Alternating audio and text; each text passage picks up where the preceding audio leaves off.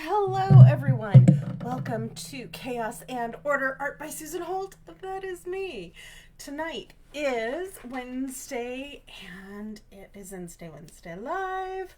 It is also July 30th, 2025.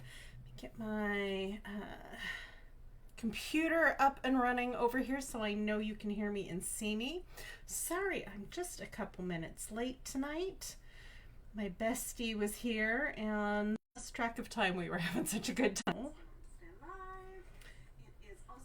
All right. Open. There we go. Getting there.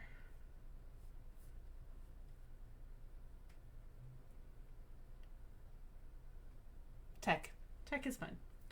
All right, let's see. Fantastic. Okay, I can see me on the computer. I can hear me on the computer. That means you guys should be able to hear and see me as well. Yay, team. So, I asked if you would rather see me do a resin pour tonight or a paint pour on canvas tonight, and nobody had an opinion today. So I get to do whatever I want. And I may just show you some of the things that I have in the works at the moment. So before I do that, let me just do a little bit of housekeeping before I forget. For those of you who are watching live tonight, hi everyone, thanks for joining me. For those of you who are watching in replay, go ahead and put hashtag replay down in the comments so I know you stopped by. For those of you watching over on YouTube, thank you so much for watching. Like and subscribe, please. And for everyone here on Facebook, all the little hearts, all the little likes. If I say something or you see something that you like or love. And of course, all the comments and questions. Oh, Shauna is here tonight. Hey, Shauna. Hey, welcome. So if you have any questions for me, let me know. And if you have any comments, I would love to see them in the comment section. I actually have my computer open over there. It is up and running, so I can see everything going by. Thank you for all the little hearts. And let's get to doing some art stuff. I am putting together, oh, Stephanie is here. Hey, Stephanie. I am putting together an art fair with the Arizona Artists Guild, and I've been making some stuff for that because I know smaller items are going to work with this venue simply because of the fact that I've talked to people who have run events there before, and they say the smaller items are the best for that venue and for the time of year with it's going to be in November, so there's going to be jewelry pieces that I'm working on. There's coasters. I will be making coasters. I'll be making or repackaging my ornaments. I'll do the flip signs. So yeah, I have a lot of good stuff coming up. So here is one of the bubble pendants that I've been working on. Dun-da-da. There we go. This one might need another layer. This one needs another layer. So what I'm doing now is going through and seeing what needs another layer, what doesn't need another layer. I'm also working on blanks for coasters, for actual coasters that are different than the flip signs. Because I'm finding with the flip signs, the dog has been fed in the morning. The dog has been fed in the evening, or you've taken your pills, or whatever it is you need the reminder for. But since I'm reusing to keep out of the landfill, these lids from my morning smoothies, that they don't lay flat. So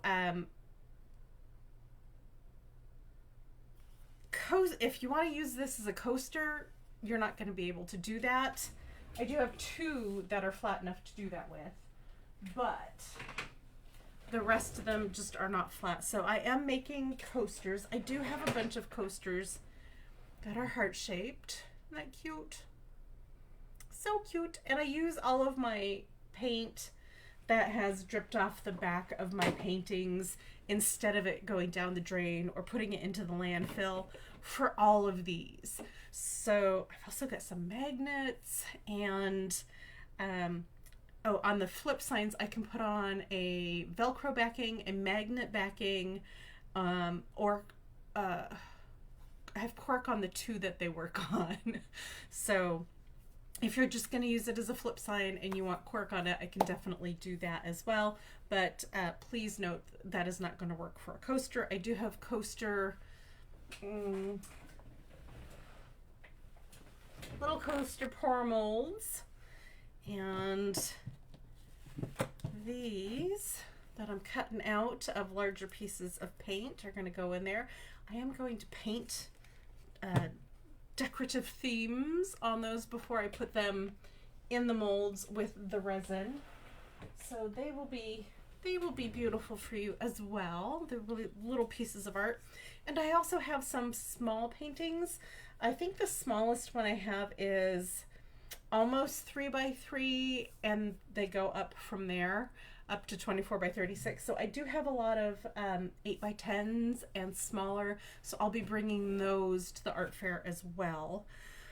But yes, but I would like to show you today how I actually cut my dried paint so that I can put it in the lids, in the molds, make ornaments and jewelry out of them,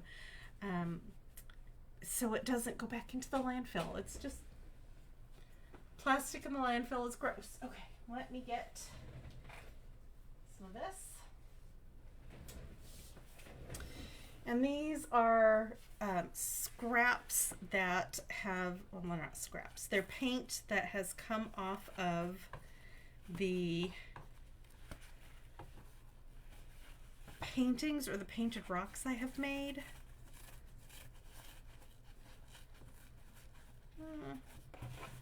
Okay, that is all sticking. That is sticking.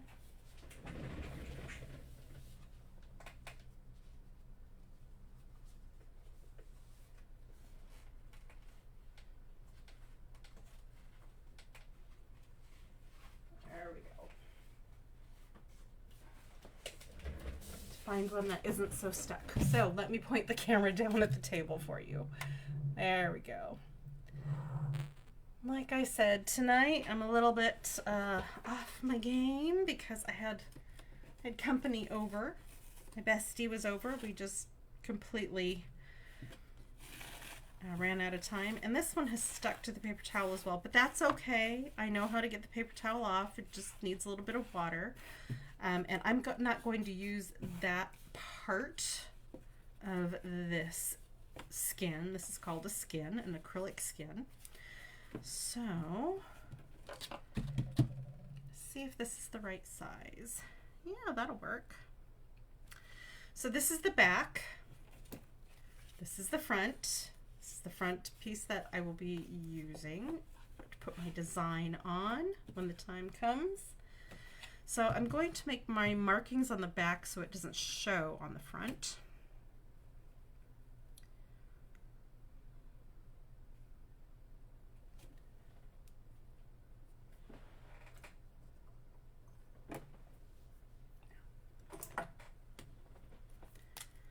And we're just going to cut this out.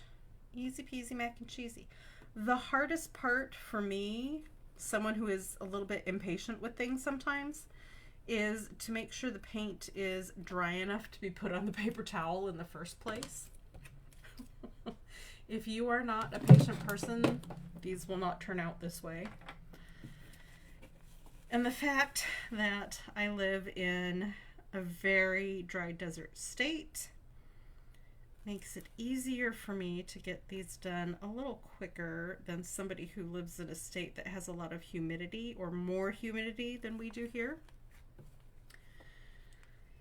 Simply because when acrylic paint dries and cures, you can just, if you have plastic underneath where it drips, you can just peel it right off the plastic.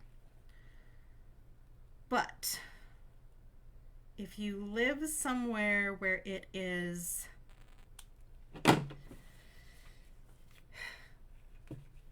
damp and there's moisture in the air, humidity in the air, it's going to take you longer to get your paint dried and cured and ready to go on a paper towel to finish drying and curing than it is for me, because sometimes we have like 5% humidity. That's a really muggy day here. So yeah, so there's that one cut out. Just move this over here.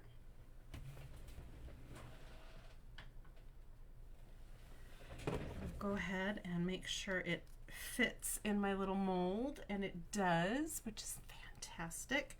So what I usually do to make a coaster is I'll put a little bit of resin in the bottom here. I'll lay this on top of it, and then I'll put more resin on top of that. That way when it sets flat on the table, you have the flat base for your coaster. It just sits on the table. This one is not finished quite yet. I need to go around the edges, tidy up the little loose ends on it, and put some cork on the back of that.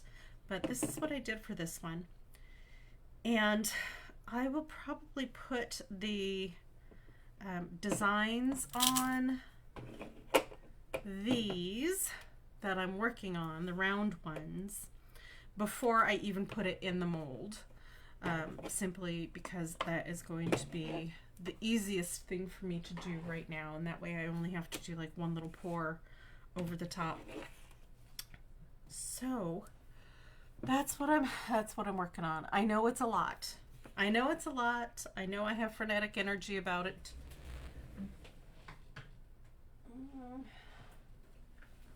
Here's one of the pendants I'm working on. These are so cute, so fun. I do have a lot of the spiral, just the plain spiral pendants, and some other dot design pendants already made. These I have been working on for a while, but the way resin works, I have to do layers of these because I don't have molds that are this size, nor can I find them, nor do I want to make them that will give me enough resin on the top and on the back to make these nice sturdy pendants. So it just takes time to build up the layers. It's easy enough if you get the stuff mixed right, the resin mixed right. Oh, I see Melissa Ann is here. Hello, hello. And I know Jennifer is watching from home. So hey, bestie, thanks for a good evening tonight. I appreciated seeing you.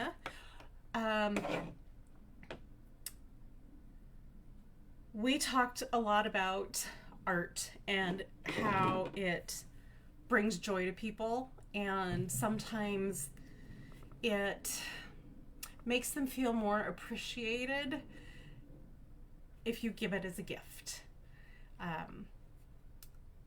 Oh, Elizabeth is here. Hello, hello. Welcome, welcome. What I've been doing with my small painted rocks, not the one I'm going to show you, not this size. This is one of my really big ones. But with the small painted rocks I've been doing that are about this size. This is a pretty good size for a painted rock. That's one of my resin pieces I just showed you. But I've been taking them to restaurants or service-related businesses where I have to be helped to get something, to order something, to do something. And that takes people power. And I know from my own life, from having been a waitress, I was not the best waitress, let me tell you. I wasn't horrible, but I wasn't the best.